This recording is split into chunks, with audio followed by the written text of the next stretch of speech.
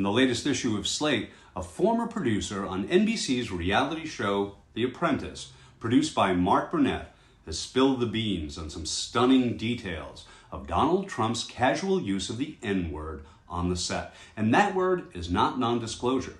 Bill Pruitt, a former producer on the show, said his NDA has just expired, and he finally wants to set the record straight after 20 years. This must-read account includes first-hand details of the behind-the-scenes behavior of the GOP nominee for president and, as of today, convicted felon.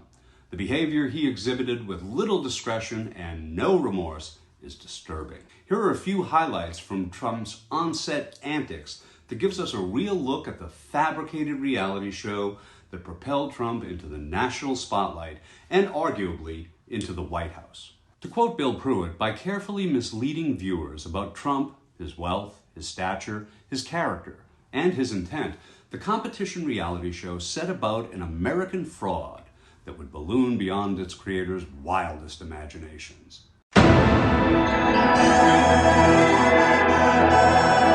New York, my city, where the wheels of the global economy never stop turning. My name's Donald Trump. I was billions of dollars in debt.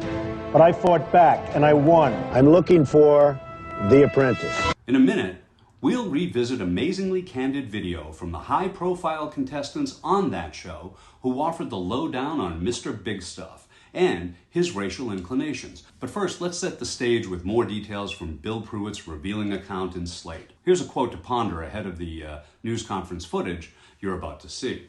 In reference to the first season that featured Kwame Jackson and Omarosa Manigault, he depicts an exchange with show producer Carolyn Kepcher. Pruitt writes, "We lay out the virtues and deficiencies of each finalist to Trump in a fair and balanced way. But, sensing the moment at hand, Kepcher sort of comes out of herself. She expresses how she observed Jackson at the casino, overcoming more obstacles than Bill Rancic, particularly with the way he managed the troublesome Omarosa. Jackson, Kepcher maintains, handled the calamities with grace. I think Kwame would be a great addition to the organization."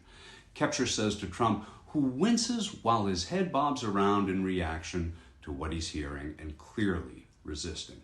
"Oh, why didn't he just fire her?" Trump asks, referring to Omarosa. It's a reasonable question, given that at that point, it was the first time they had been in that situation. None of this is something we expected. "That's not his job," Beanstalk says to Trump. "That's yours." Trump's head continues to bob. "I don't think he knew he had that ability," Kepcher says. Trump winces again. "Yeah," he says to no one in particular, "but I mean, would America buy an N-word winning?" So, as he racks up labels like racist, rapist, and now convicted felon, the GOP presidential nominee continues to defend himself against allegations from good people on all sides.